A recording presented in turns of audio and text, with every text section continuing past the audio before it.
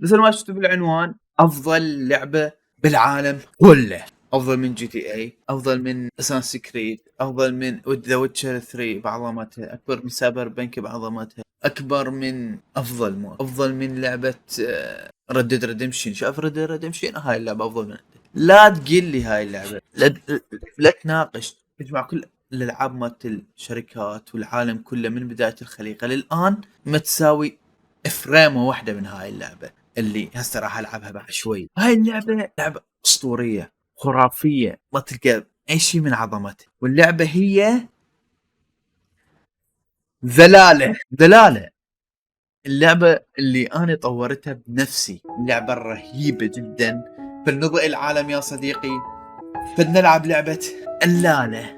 اوكي، تبدا اللعبه في مكان مظلم، تقوم هذه اللاله الجميله باضاءتها، وعندما تتمشى المفروض المكان ظلمه، بس ما ادري صاير هنا، صاير المكان كله ضوء مضوى. فحبيب لا، المكان شوف اضاءه المفروض.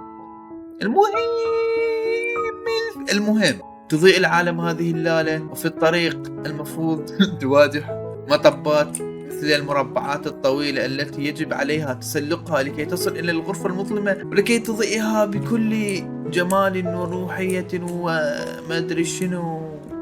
واللعبة مثل ما تشوفون كلش صعبة، كلش. بس حاليا أكيد تشوفون دائما شيء طبيعي. لا حبيبي، لا قلبي، لا عمري، لا.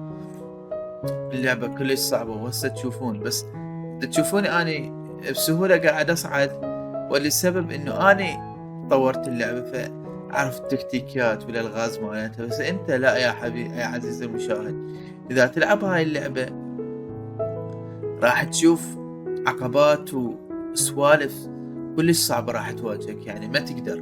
للعلم اللعبة جدا ثقيلة، يعني اللعبة قوية من التفاصيل اللي بيها والتهاب. يلا صديق، ايه، اللعبة من كمية التفاصيل اللي بيها يعني ما تقدر تشغلها. شوف تقطع، شوف لعبة تتقطع بشكل، لأن اللعبة ثقيلة يعني، بياخذ تفاصيل بيها كمية تفاصيل مو طبيعي. يعني شايف بحياتك مربع بأربع أضلاع فعلية؟ وين يعني أردك وين شايف هذا الشيء بحياتك؟ وين شايف هذا الشيء بحياتك؟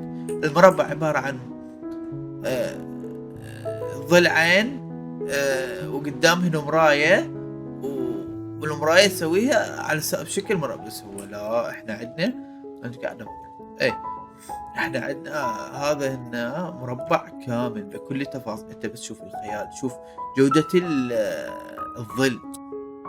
بس يا اخي، يا اخي يا اخي يا اخي يا اخي يا اخي، الناس اللعبة هاي اسطورية. اوكي خلينا نروح من هنا، ما ادري شنو. اوكي، فرة طويلة بصراحة، ما بي حد اكثر، هالفيديو صار طويل ماله. اوكي خلينا نحكي صدق.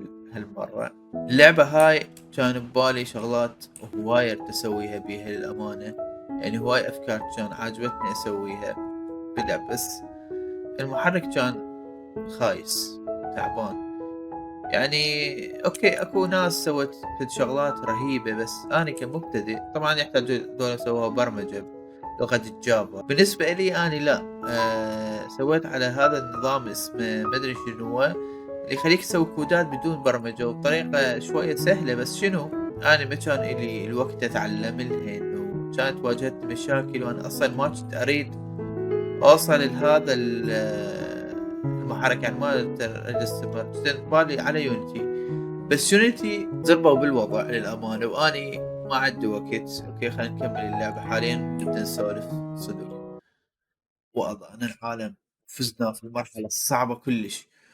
اوكي شوف عزيزي المشاهد، طبعا الامانه اني جدا فخور بهاي اللعبه، جدا فخور انه انا قدرت اصنع هيج لعبه حلوه. اللعبه اللي خلتني احب مجال تطوير الالعاب بغض النظر عن سوءها. لعبه اتذكر انا بالفيديو قبل سنه قلت انه انا راح انتقل على اليونيتي واسوي لعبه مثلها، بس من قلت هذا الحكي كنت عاطل عن العمل وما عندي شغل. فبعد ما تخرجت واحد خو ما يظل قاعد بدون شغل، لا دراسة ولا شغل، أكيد يطلع يدور شغل. فدورت شغل ما أدري شنو، حصلت شغل بمسخر هاي في القصد.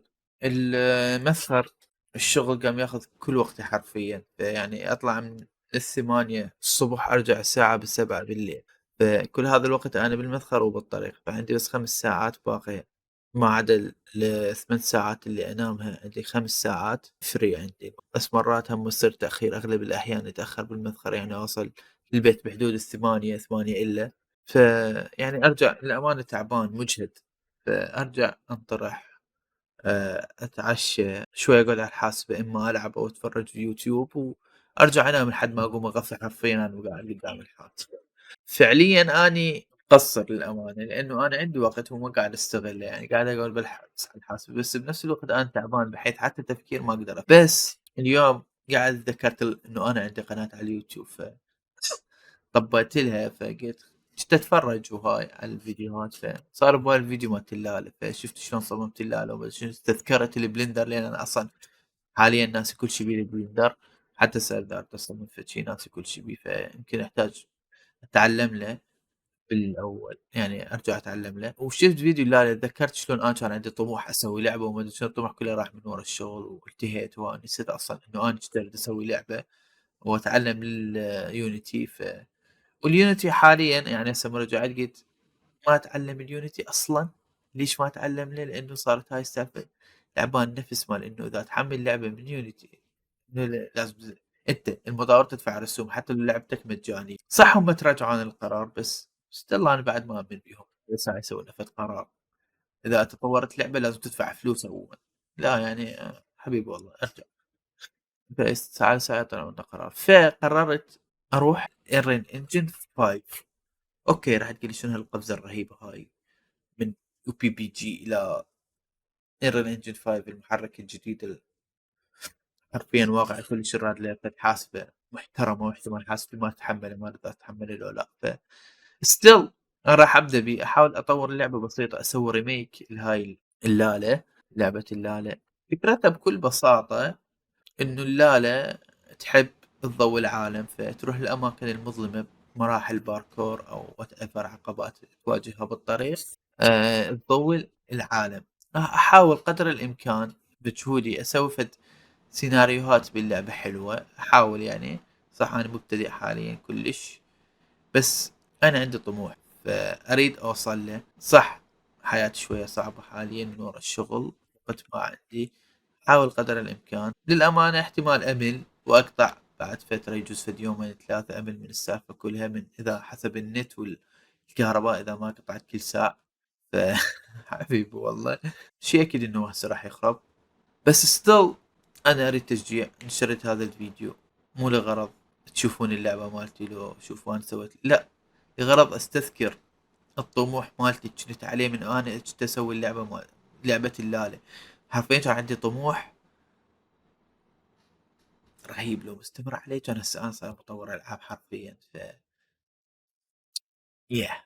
للأمانة أني ما راح أرجع على القناة بشكل مرضي، احتمال أما أقطع كم شهر لقدام مماتين، شي أكيد هذا راح أقطع شهر لقدام، واحتمال لأ يصير لي وهس وأستمر حسب المزاج، يعني أنا للأمانة أشتغل وألعب حسب المزاج، عندي مزاج ألعب اليوم، تذكرت لعبة حبيت ألعبها، آخذ بيها ثلاث ساعتين 3 يومين 3 أكملها أعوفها. وهكذا أستمر كله بيوتيوب إنه برجع على لعبة معينة ثالثة، هسه حاليًا نزلت Phantom Liberty ختمتها yeah خلاص طيب هسه حاليًا أني I have nothing to do.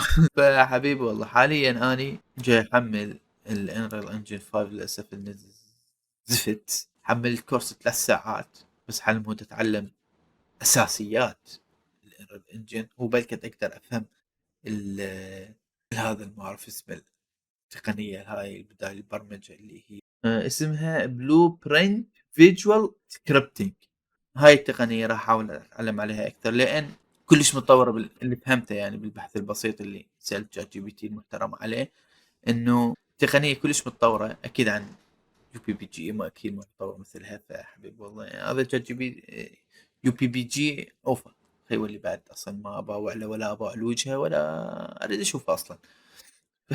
حبيبي والله. المهم أتمنى تعطوني دعم بالتعليقات أو أفكار أو any idea تجي ببالكم، وبس that's it. peace.